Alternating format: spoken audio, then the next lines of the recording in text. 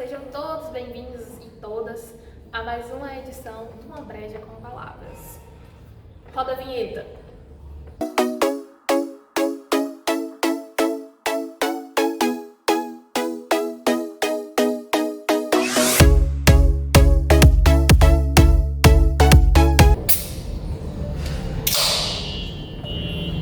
Esse barulho é sensacional.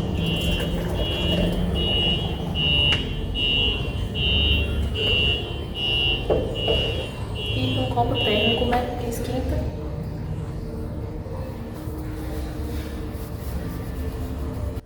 E nessa edição vamos falar de um conto chamado O Avião da Bela Adormecida, Gabriel Garcia Marques.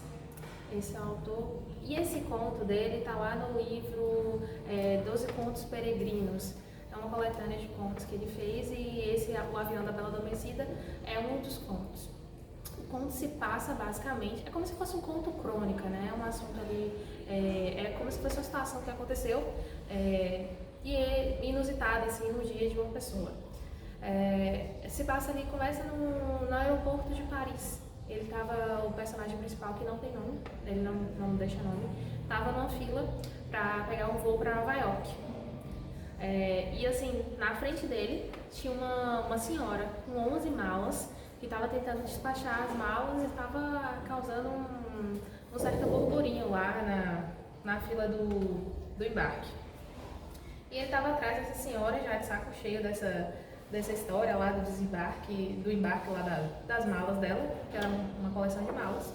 E chegou o momento, antes de chegar o momento dele comprar a passagem dele, passa uma moça extremamente bela, que fez ele ficar sem ar, perdeu o fôlego, ficou só admirando a beleza dela. E ele destaca, né, a cor da pele, a roupa que ela estava usando, que era uma roupa com um tom mais claro, a cor do cabelo preto, os olhos verde, e ele vai destacando, né, a beleza dela.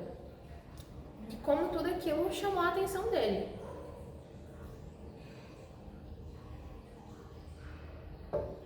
Apesar de estar lá na fila, né, com a mulher com umas 11 malas despachando lá no maior sufoco. E ele já de saco cheio. Então, essa moça passa e ele simplesmente fica assim, embasbacado, sem saber o que faz. Só apreciando a beleza dela. E a moça do guichê, o tempo todo chamando ele já, porque já tinha chegado a vez dele.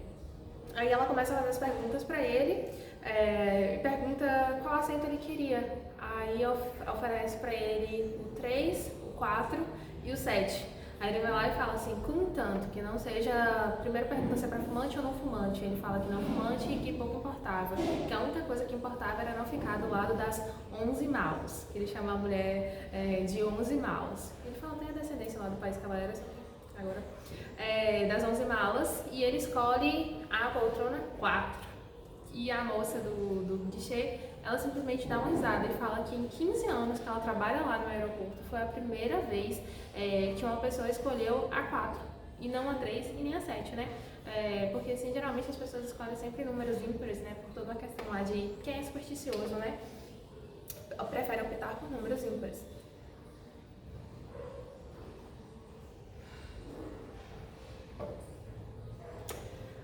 Beleza, comprou a passagem, só que o que estava acontecendo? Lá em Paris estava tendo uma nevada, a maior nevada de todos os tempos, e fez com que isso era 9 da manhã, na hora que ele chegou para poder comprar a passagem dele, e o voo que ele ia pegar estava agendado para as 11 da manhã. E o que aconteceu? O aeroporto foi fechado, as pistas de voo também, e ele foi comunicado que ele tinha que esperar até o momento que a pista de voo iria abrir novamente. E ele foi para a primeira classe, porque lá na sala da primeira classe ele achou que ia encontrar a Bela, que ele não tinha conhecido a moça, não tinha trocado uma palavra, mas ela já estava se chamando Bela para ele. E foi lá, ficou lá sentado, tentou beber um drink, nada de encontrar a Bela, e o aeroporto estava lotado. Quando ele tenta sair da sala da primeira classe para poder pegar um pouco de ar, ele encontra uma multidão imensa de pessoas, de crianças, e lá fora estava fazendo frio pra caramba e dentro do aeroporto estava quente por causa da quantidade de pessoas ali presas, né, tentando pegar seus voos. de ir para os seus destinos, né? O voo estava marcado para 11 da manhã, mas não foi. Aí de 11 da manhã eles viajaram 8 da noite. Aí lá, ele chegou na fila, entrou no avião e tal. E quando ele entra no avião, com quem ele se depara? Com a Bella. A Bella estava sentada numa poltrona basicamente ao lado da dele, na mesma fileira. E ele ficou assim, maravilhado com aquela situação, que seria a oportunidade da vida dele ali do lado daquela mulher incrível, né? Esse encontro de beleza e de juventude que é esse conto, né? Quando ele descreve lá a beleza dela, a jovialidade dela, prestando atenção em cada um dos detalhes que a Bella representava para ele. E nisso, chega aquele momento, né, no voo que manda se assentar, colocar os cintos, guardar suas bagagens, ou embaixo, ou em cima, no bagageiro. E elas, sentada lá basicamente ao lado dele, estica a poltrona, ele relata que ela começou a abrir um monte de bolsas, que deixou tudo próximo à mão dela. Ela embrulha, joga o lenço, uma manta, né, em metade do corpo dela e comunica à aeromoça que não queria ser acordada, só por um motivo muito... se necessitasse muito dela ser acordada, que ela não queria jantar e nem queria o lanche. E nem queria fone de ouvido. Deixou bem claro isso. E ele, ao lado dela, né, escutando tudo. E apreciando toda aquela beleza dela, né.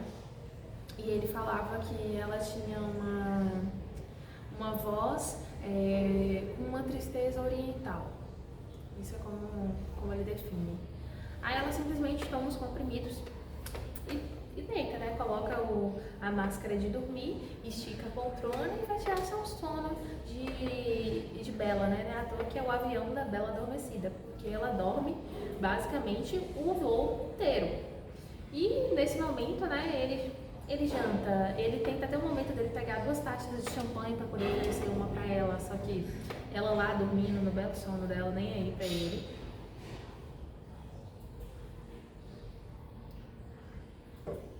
Ele avalia que ela tinha uma aliança, na verdade era a sombra de uma aliança, algo assim. E ele pensa assim, que pela idade dela, que com certeza era que ele fala assim, ela não deve ter mais que uns 20 e poucos anos. Deve ser um namorico, um noivado simples, alguma coisa assim. Ele julga pela idade dela. E ele passa ali o voo inteiro, né? Que são 8 horas, 12 minutos de voo, se eu não me engano. Ele apreciando aquela beleza dela, analisando as peças, as roupas dela. Nesse meio tempo, o avião solta um filme, ninguém assiste, tá lá todo mundo dormindo, vem um jantar, e ele sempre olhando pra ela e como se eles estivessem ali jantando os dois, ou compartilhando aquele momento do voo, os dois, né? Que acontece, né? Às vezes vamos fazer uma viagem, um voo de ônibus ou de avião, seja como for, e encontramos pessoas, assim, aleatórias, assim, tipo crônica mesmo, né? Que é algo bem cotidiano, muito normal, encontrarmos pessoas e às vezes, né, construímos até amizades. E talvez era o que o personagem do conto queria, né? Construir algo ali, com essa bela moça, de beleza estonteantes, de olhos claros, de cabelos negros, que ele destaca tanta beleza e jovialidade naquela moça. Segue o voo, ele já jantou, já fez de um tudo, e chega um momento que ele vai tirar um cochilo, que ele vai dormir. E ele tenta chegar o mais próximo, ele não toca nela, né? Mas ele se deita, se curva e tenta deitar o mais próximo possível dela, como se fosse ali um casal, de verdade. E ele, sabe aquela música da Glória, né? Eu, você, uma casinha, a geladeira cheia, dorme de conchinha. Ele já estava ali imaginando tudo dentro da cabeça dele, né? Imaginando até os filhos, né? Um futuro perfeito para aquela mulher incrível, maravilhosa, com o poder que a beleza dela teve de deixar ele em outro mundo. Que foi que a beleza dela, estonteante, hipnotizou ele e fez com que ele desejasse tudo com aquela mulher. E dorme. Chega um momento que está quase chegando, era um voo de Paris a Nova York, o voo está quase concluindo, e ele levanta, vai ao banheiro, ele sente que tem uma leve turbulência. O mais engraçado é que ele está indo no caminho do banheiro e ele encontra o óculos da senhora das 11 malas no chão. ele fala assim que por um instante ele tentou pisar ou simplesmente deixar o óculos lá e seguiu, mas quando ele foi ao banheiro, sentiu a turbulência, no retorno ele foi lá e fez questão de fazer o favor de pegar o óculos da senhora e colocar próximo a ela como um cavalheiro, uma pessoa muito gentil. Deixou lá seus pensamentos intrusivos para outro momento. Ele se senta na poltrona rapidamente, na esperança, né, de que ela vai levantar, despertar ali, que eles vão ter pelo menos uma troca de um bom dia, e não teve nada disso. Ela simplesmente levantou, carregou as malas dela, saiu e foi embora. E ele também levantou, saiu e foi embora. É um conto bem crônica mesmo. E o que fica porque assim, o papel da arte, né, é nos tirar da zona de conforto, né? E esse conto acaba que nos tirando no sentido de é uma coisa que todo mundo passa, como eu já falei anteriormente. Todo mundo ou pega um avião ou pega um ônibus que constrói um laço ali mínimo com alguma pessoa que você vai fazer esse trajeto, ou uma pessoa que provavelmente você nunca mais vai ver na vida. Podia ser o que estava acontecendo ali com aquele personagem, mas é algo muito, muito comum que acontece. Fica essa... E também como essa beleza dessa mulher conseguiu mexer, seduzir, sem dizer apenas uma palavra. Ela em nenhum momento tentou seduzir ele. E ele, por si só, ficou encantado, seduzido, maravilhado, extasiado com aquela beleza, com aquela juventude, né? É um conto que traz isso, né? Que traz à tona toda essa devoção à beleza e à juventude feminina, né? E o poder que as mulheres exercem, né, sobre os homens, mesmo que de maneira involuntária, que foi o que essa bela adormecida fez. E o Gabriel tem Gabo, para os íntimos, para os amigos dele, é colombiano. E tem o livro mais famoso dele é Os 100 Anos de Solidão, que eu nunca li. Apesar de todo mundo acha que pelo fato de ser formado em letras que a gente já leu tudo basicamente, né?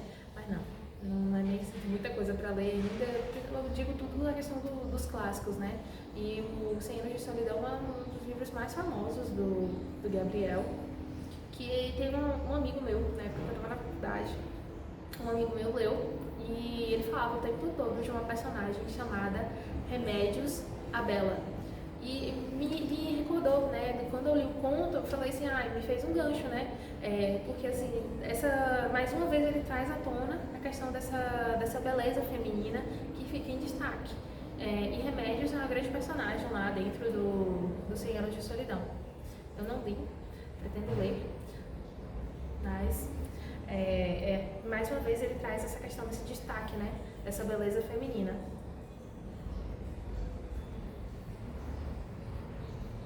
Desse poder que a beleza feminina exerce, né? E de que forma, né, que as mulheres têm essa capacidade de encantar sem ter intenção. Que é basicamente a bela adormecida do avião não tinha intenção nenhuma de encantar ele. Em nenhum momento fica claro a idade dele. Só que pelo andar da carruagem, quando ele fala, assim, destaca aquela juventude, aquela jovialidade dela, aquela beleza e tudo, dá pra entender que ele é um pouco mais maduro que ela, mas sem idade clara. Então isso, né? O avião da Bela Adormecida é um culto à beleza. Um culto à beleza vista de uma maneira diferente. Um culto a uma beleza que não tinha intenção de seduzir. Isso é muito bacana, né? O Gabriel ele traz esse tom de crônica e traz esse conto e desvenda o mundo ali, né? E é algo tão comum. E nos faz refletir, né? De quantas vezes estivemos em situações assim, parecidas. Então é isso. Muito obrigada para você que ficou até aqui. Quem não é inscrito no canal, se inscreva. Toda semana vai ter vídeo. Beijo!